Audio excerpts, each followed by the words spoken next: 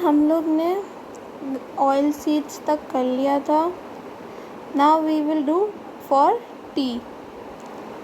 T cultivation is an example of plantation agriculture. अब tea cultivation example है plantation agriculture का, और plantation agriculture क्या होता है ये हम लोग कर चुके हैं. It is also an important beverage crop. Beverage मतलब लाइक कॉफ़ी, टी, ये सब बेवरेजेस हैं. Okay,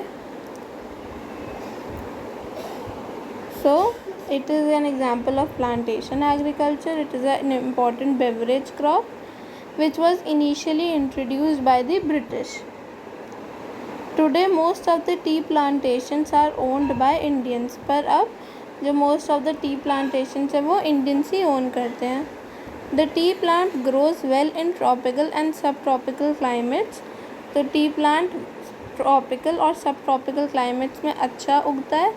Endowed with deep and fertile well drained soil, और इसको deep fertile well drained soil चाहिए होती है, rich in humus and organic matter.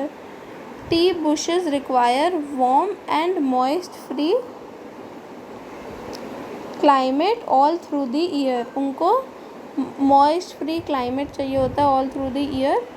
Frequent showers evenly distributed over the year ensure continuous growth of the tender leaves.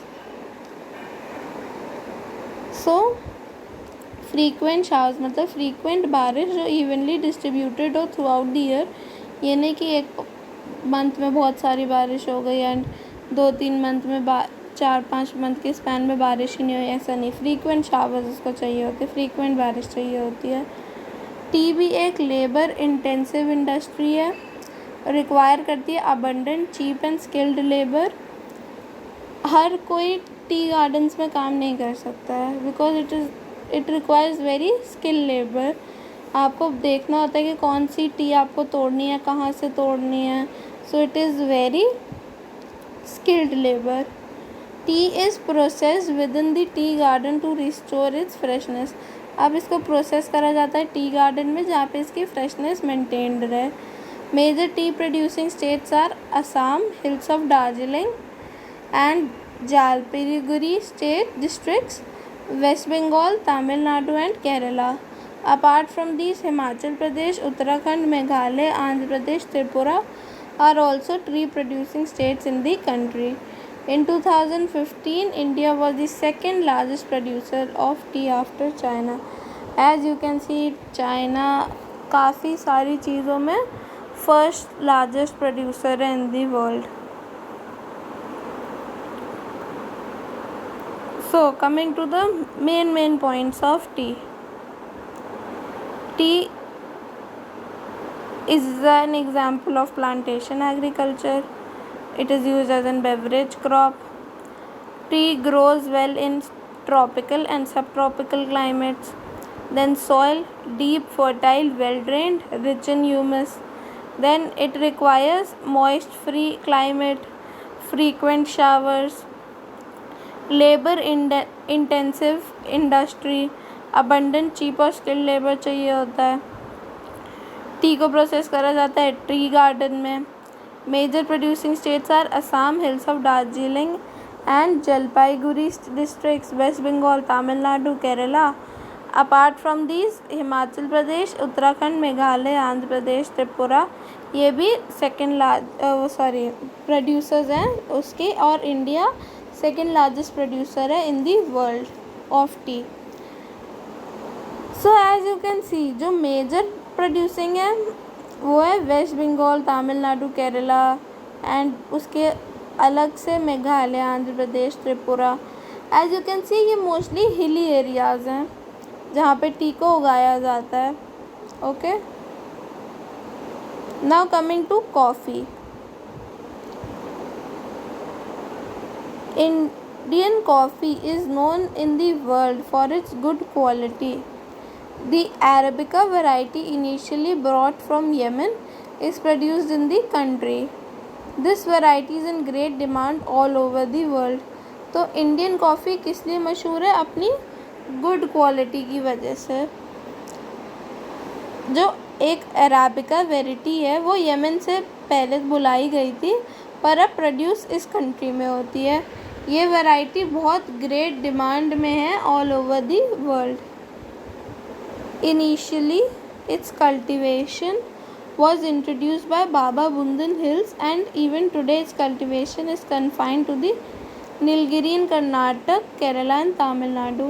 तो ये जो arabica variety थी वो उसका इनिशियली कल्टिवेशन होता था बाबा बुंडन हिल्स में, और अभी तक उसका कल्टिवेशन सिर्फ नीलगिरी हिल्स, कर्नाटक, केरला और तमिलनाडु तक ही सीमित है।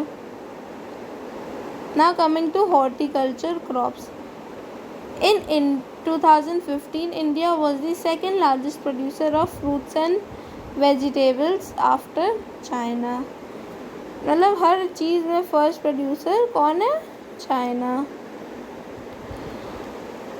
India is a producer of tropical as well as temperate fruits। So, do you know ना हॉर्टिकल्चर में क्या क्या आते हैं? हॉर्टिकल्चर में मेनली फ्रूट्स एंड वेजिटेबल्स आते हैं। Okay, so India again second largest producer है फ्रूट्स और वेजिटेबल्स में आफ्टर चाइना। इंडिया के पास ट्रॉपिकल और टेम्परेट फ्रूट्स दोनों की वैरायटी है। Mangoes of Maharashtra, Andhra Pradesh, Telangana, Uttar Pradesh and West Bengal. Oranges of Nagpur, Cherrapunji. Bananas of Kerala, Mizoram, Maharashtra and Tamil Nadu. Litchi and guava of Uttar Pradesh, Bihar. Pineapples of Meghalaya, grapes of Andhra Pradesh, Telangana and Maharashtra. Apples, peers and apricots and walnuts of Jammu and Kashmir and Himachal Pradesh are in great demand all over the world. So आप देख सकते हैं variety है। Mangoes कहाँ के? महाराष्ट्र, आंध्र प्रदेश, तेलंगाना, उत्तर प्रदेश और waste Bengal के। Oranges कहाँ के? नागपुर, चेरापूंजी के। बनानास कहाँ के? केरला, मिजोरम, महाराष्ट्र और तमिलनाडु के। लीची एंड गुआवा कहाँ के? उत्तर प्रदेश, बिहार। पाइनएप्पल और मेघालय के। ग्रेप्स कहाँ के? आंध्र प्रदेश, तेलंगाना, महाराष्ट्र के।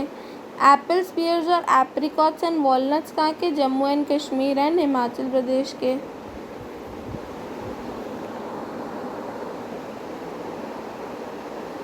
There are some photos over here also of apples, pomegranate and apricots. Then cultivation of vegetables, peas, cauliflower, tomato and brinjal. These are basically photos of horticulture crops.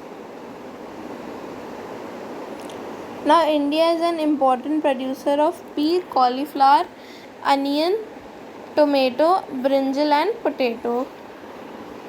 So vegetables में भी India एक important producer है। सो अभी तक हम कर रहे थे फूड क्रॉप्स जिनको खाने के लिए करा जाता है। अब हम करेंगे non food crops. Non food crops basically आपका उसमें काम आता है इंडस्ट्रियल पर्पसेस में as raw materials. Okay, now before going to the non food crops I would like that you just write the questions for the worksheet first. Write a short note on first point T। सिर्फ short note चाहिए मेरे को, छपा छपाया काम नहीं चाहिए। Okay, short note मतलब सिर्फ मेन पॉइंट इंक्लूड होने चाहिए उसमें। So write a question 1, write a short note on first point T। Then उसी का ही सेकेंड पार्ट कॉफ़ी, उसी का ही नहीं, I won't write give you horticulture. So 2 questions हो गए फर्स्ट पार्ट के ही अंदर। Write a short note on first point tea, second point coffee. Okay, now we will start the non food crops. First non food crops में आता है rubber. It is an equatorial crop, but under special conditions it can be grown in tropical and subtropical areas। It requires moist and humid climate with rainfall of more than 200 centimeters and temperature above 25 degrees Celsius.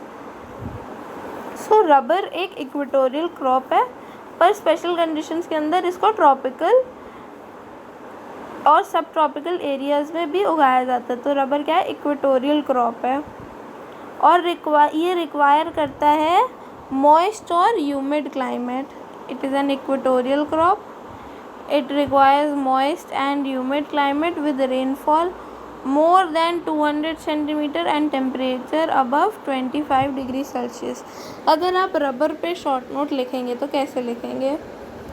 सबसे पहले आप लिखेंगे it is an equatorial crop but can be grown in tropical and sub tropical areas. Second point, it requires moist and humid climate.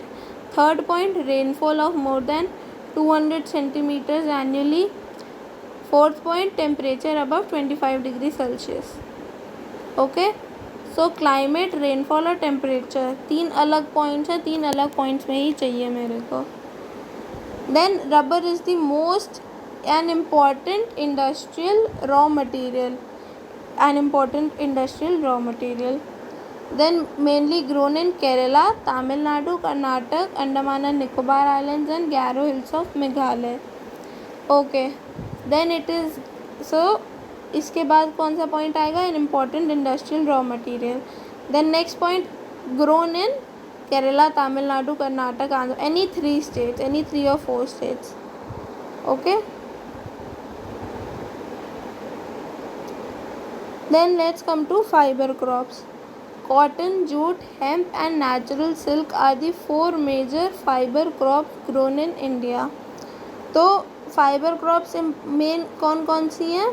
Cotton, jute, hemp and natural silk. ये 4 major fibre crops हैं जो India में उगाई जाती हैं. The first 3 are derived from the crops grown in the soil. The latter is obtained from cocoons of the silkworms fed on green leaves, specially mulberry. The first 3 like cotton, jute और hemp, ये सब crops हैं जो उगाई जाती हैं soil में. पर जो latter, that is natural silk, वो ऑब्टेन करा जाता है कोकून से ऑफ द सिल्क वर्म्स. जब सिल्क वर्म्स मलबरी लीव्स पे चलते हैं तो दे लीव बिहाइंड सिल्क. उसी सिल्क को प्रोसेस करके नेचुरल सिल्क ऑब्टेन करा जाता है. Rearing of silk worms for the production of silk fibre is known as sericulture. अब इन्हीं रेयर करा जाए अगर सिल्क वर्म्स को प्रोडक्शन के लिए ऑफ सिल्क फाइबर, उसको क्या, उस प्रोसेस को क्या बोला जाता है? Sericulture. It can come in short words. Okay, या 1 word answer.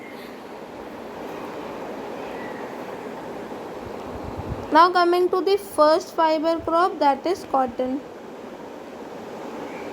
India is believed to be the original home of the cotton plant. So original home है इंडिया कॉटन प्लांट की. Cotton is one of the main raw materials for cotton textile industry. तो cotton textile industry तो main raw material भी cotton ही होगा. इन 2015 India was the second largest producer of cotton after China.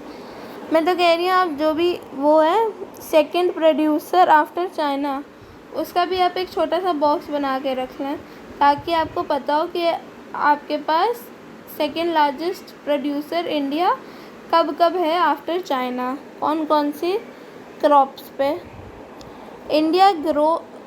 Cotton grows well in dryer parts of the black cotton soil of the Deccan plateau.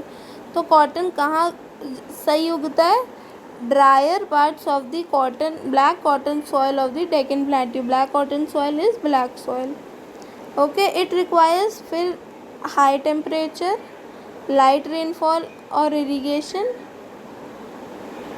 210 frost-free days and bright sunshine for its growth.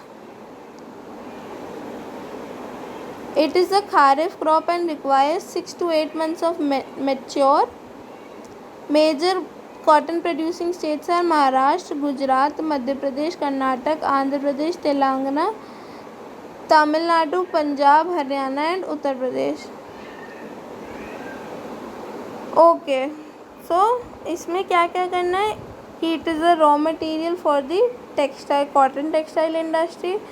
It grows well on drier parts of the black cotton soil of the Deccan Plateau. High temperature, light rainfall or irrigation, 210 frost-free days, bright sunshine for its growth. Kharif crop है, requires 6 to 8 months to mature, मतलब 6 to 8 months में cotton आ जाता है.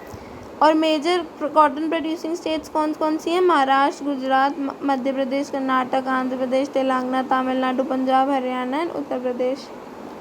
Okay, we will do till here only and start with jute in the next video. If you have any doubt till here, you are free to ask.